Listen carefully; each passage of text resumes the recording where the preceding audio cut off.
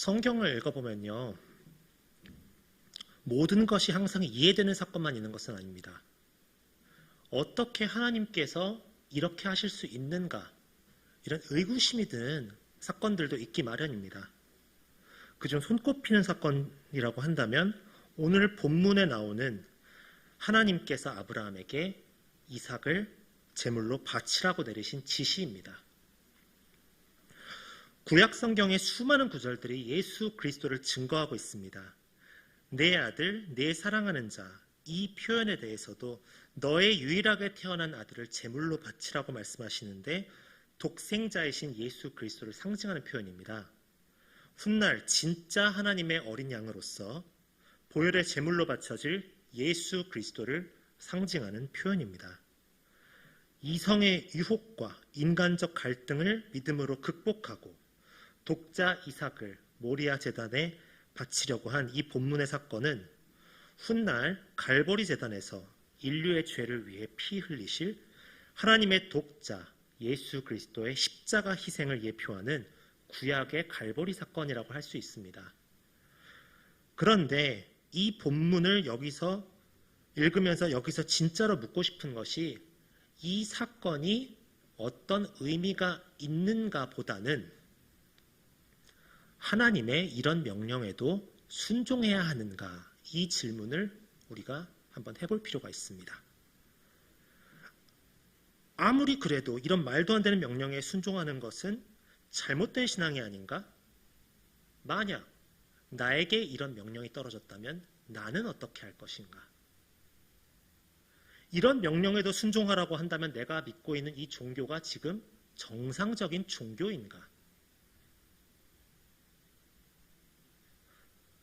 바른 신앙인이라면요, 나 스스로에게 계속 질문해야 합니다.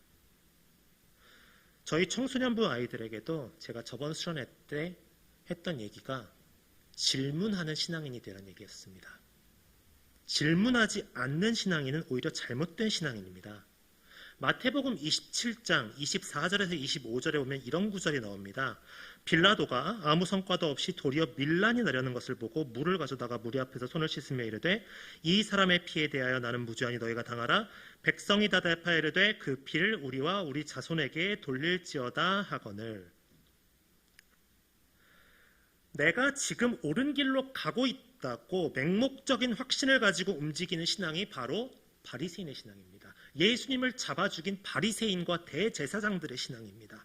그 바리새인들과 대제사장들의 얘기를 믿어 의심치 않고 저렇게 말씀을 많이 읽고 저렇게 많이 예배를 드리고 저렇게 많이 기도하고 저렇게 많이 묵상하는 분의 얘기가 틀릴 리가 없지 해가지고 맹목적으로 따랐던 결과가 무엇입니까? 예수 그리스도를 못 박으라고 외치고 그 피를 우리와 우리 자손에게 돌릴지어다라고 얘기했다는 거예요. 저 훌륭한 신앙인들, 저 바리새인들이 어떤 사람입니까? 얼마나 정결하게 살았습니까? 얼마나 말씀 많이 읽었습니까? 얼마나 많이 예배드렸습니까? 대제사장들 하나님께 선택받아서 얼마나 많은 예배를 집전하였겠습니까? 그렇다면은 그들의 얘기는 틀릴 리가 없지. 이렇게 맹목적으로 확신을 가지는 순간 예수님을 반역자이자 죄수 취급하며 십자가에 못 박고 그 피를 우리와 우리 자손에게까지 돌리라고 외칩니다. 그들은 그게 옳다고 믿었어요. 그들은 그렇게 해도 전혀 의구심이라는 게 없었습니다. 내 행동에 대해서 절대적인 확신이 있었거든요. 내 행동이 옳다고 생각했거든요. 성경에도 나오지 않는 얘기를 자기 마음대로 떠들어대거나 아니면 성경 말씀을 왜곡해서 전하는 자들이 생기면은 교회가 엉망이 되고 신앙생활이 엉망이 됩니다. 보통 자기가 하는 일이 무조건 다 옳다고 확신하는 목사, 장로, 권사, 집사들이 많을수록 교회가 엉망이 됩니다. 내가 진짜 옳은 길로 가고 있는가? 다시 한번 기도하며 돌아보고 내가 죄인이고 나도 항상 완벽하지 않으니 다시 한번 생각하고 다시 한번 행하는 그런 분들이 많아야 교회가 바른 길, 바른 신앙으로 갑니다. 질문하지 않는 신앙인은 죽은 신앙인입니다. 잘못된 신앙인입니다. 내가 계속 질문해야 됩니다. 주님, 내가 지금 맞게 가고 있는지요? 내가 주님의 뜻에 순종하며 가는 게 맞는지요? 이것이 주님의 뜻인지요? 계속해서 되뇌이고 질문해야 됩니다. 목회자나 직분자의 얘기 하나하나를 다 판단하고 재단하라는 얘기가 아닙니다. 이 말씀이 성경 말씀에 비추어서, 하나님의 뜻에 비추어서 이것이 옳은 것인가 판단할 수 있는 나의 기준이 있어야 된다는 것이죠.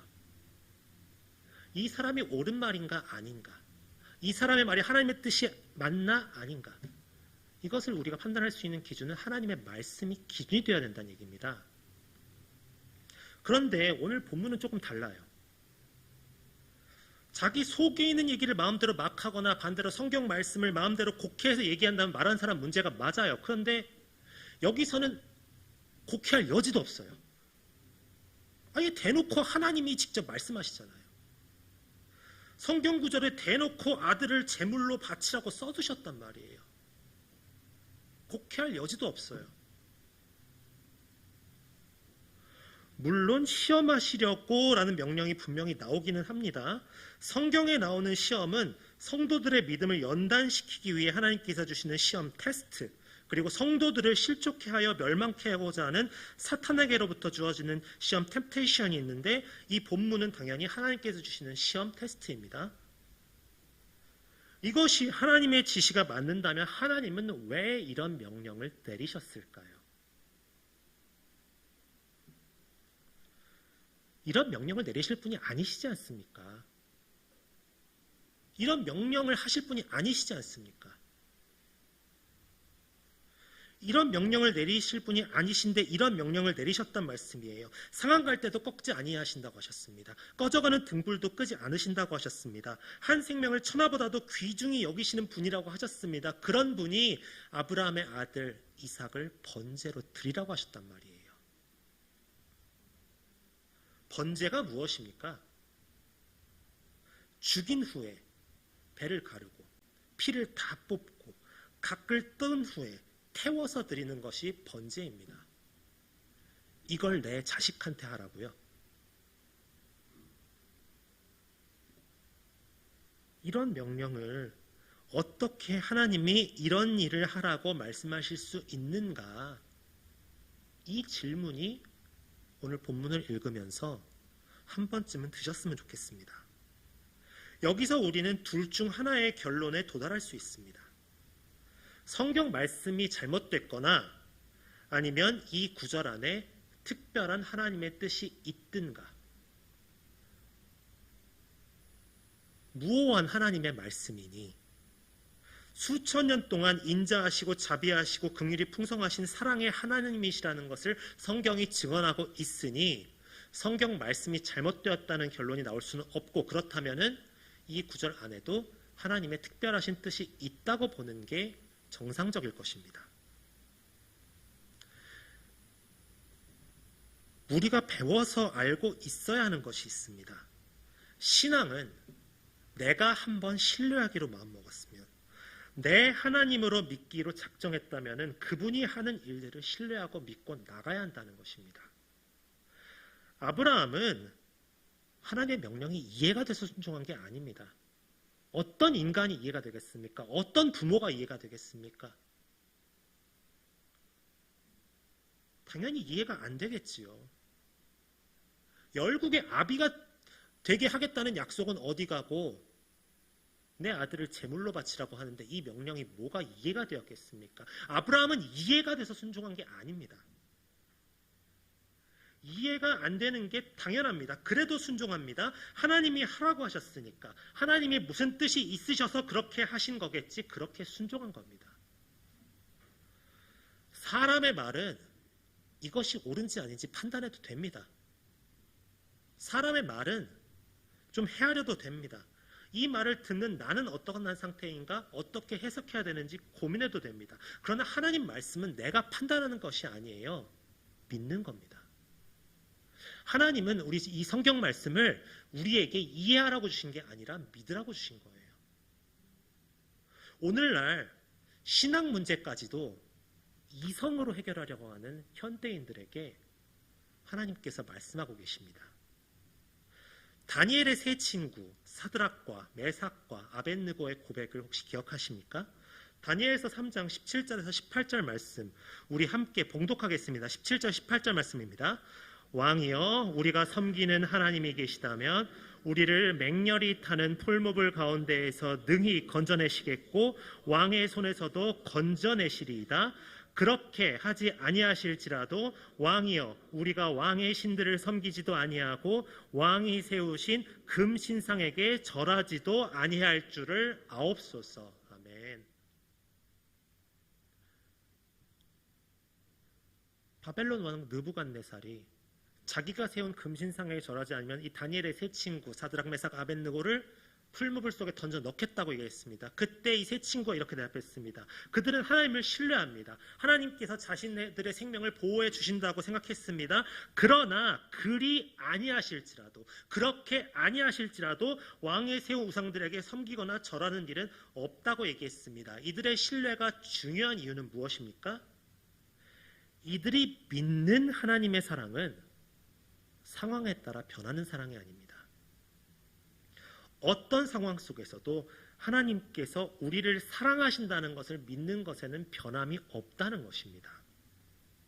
내 삶이나 경제 문제, 나의 인간관계가 잘 이루어질 때 하나님께서 나를 사랑하신다고 믿는 신앙인은 불쌍한 신앙인입니다. 내 상황과 무관하게 언제나 어느 때나 하나님은 나를 사랑하신다고 믿는 사람이 좋은 신앙인입니다. 정말로 예수 믿는 사람은 어떤 상황 속에서도 모든 상황 속에서도 내 영혼이 주를 사랑하는 마음이 확정된 사람입니다. 하나님께서 아브라함에게 확인하시고 싶으셨던 것은 내가 나를 사랑하는 것이 네가 원하는 특정한 상황에서만인가 아니면 내가 사랑하는 것이 모든 상황 속에서인가?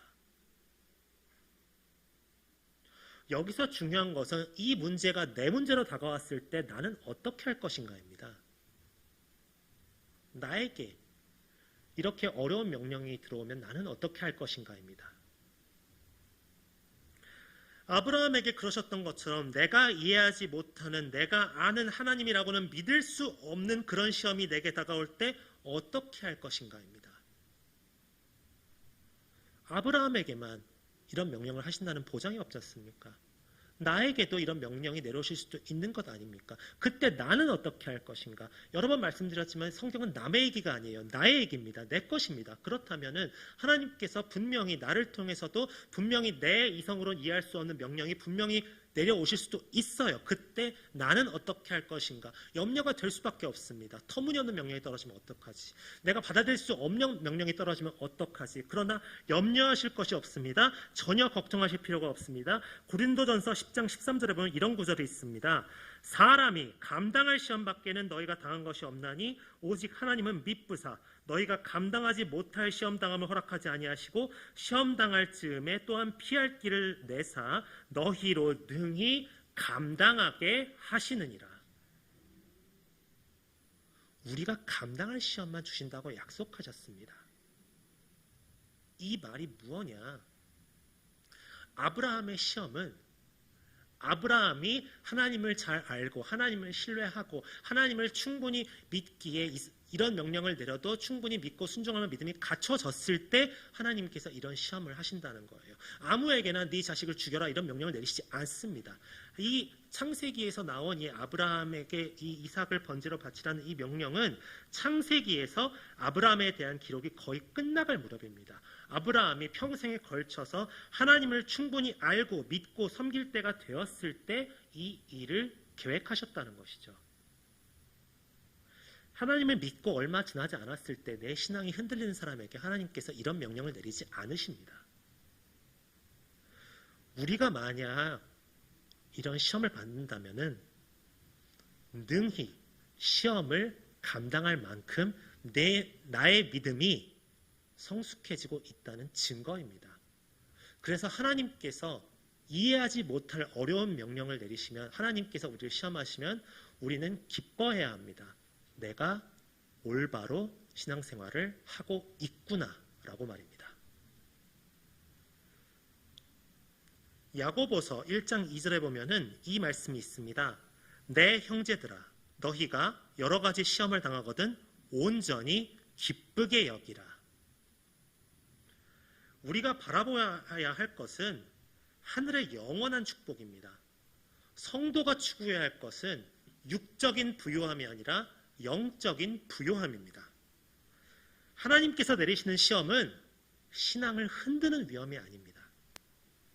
신앙의 깊이를 더할 수 있는 기회입니다. 인내를 배울 수 있는 기회입니다. 하나님께 감사함을 배울 수 있는 기회입니다. 우리가 시험 앞에서 기뻐해야 할 이유는 그 시험이 나의 신앙을 점검할 수 있는 좋은 기회가 되기 때문입니다. 그런데 그런 시험도 감당할 만한 사람에게만 해주신다고 약속하셨으니 내가 신앙생활을 하면서 하나님께서 나를 연단코자 하시는 시험을 만난 것은 내가 그만큼 바른 길로 가고 있다는 것이죠.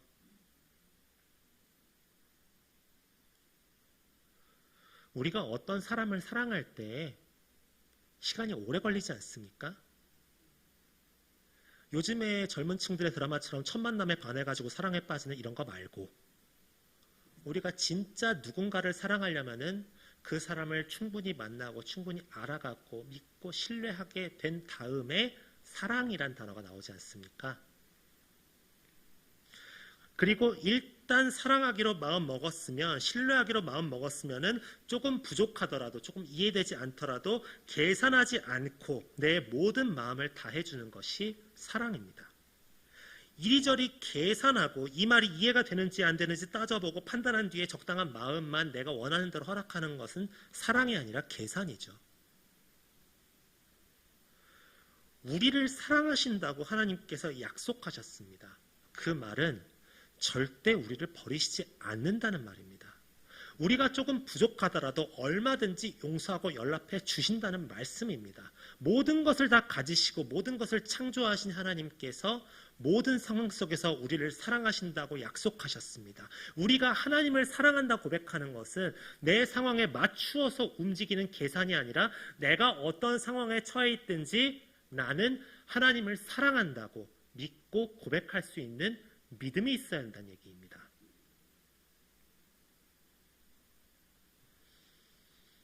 신앙이란 그렇기에 그냥 믿고 또 믿고 또 믿는 것입니다. 하나님께서 충분히 내가 감당할 만하다고 보아지시니까 우리의 신앙을 점검하고 단련하기 위해 시험을 허락하실 때가 있습니다. 그때 기뻐함으로 감당하시기 바랍니다. 내 신앙을 점검할 수 있음에 감사하시기 바랍니다. 내 신앙이 바른 길로 가고 있음에 주님께 영광 돌리시기 바랍니다. 신앙이란 그냥 믿는 것입니다. 뭘 믿어요? 저분이 우리 하나님이시라는 것을 믿는 것입니다.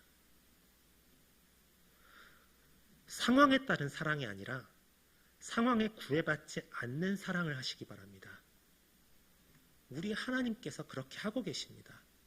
하나님은 내가 지금 어떠한 상태인지를 확인하시고 적당한 마음을 허락하시는 분이 아니십니다. 우리가 하나님을 잠깐 잊었어도, 살아가면서 하나님을 잠깐 잊고 불평했어도, 세상에 발 담그면서 살아갔어도, 내가 잠깐 하나님 믿는 사람처럼 살지 않았어도 하나님은 계속해서 변함없이 우리를 사랑하고 계십니다. 우리는 하나님을 어떻게 사랑하고 있습니까? 계산하고 있습니까? 아니면 사랑하고 있습니까?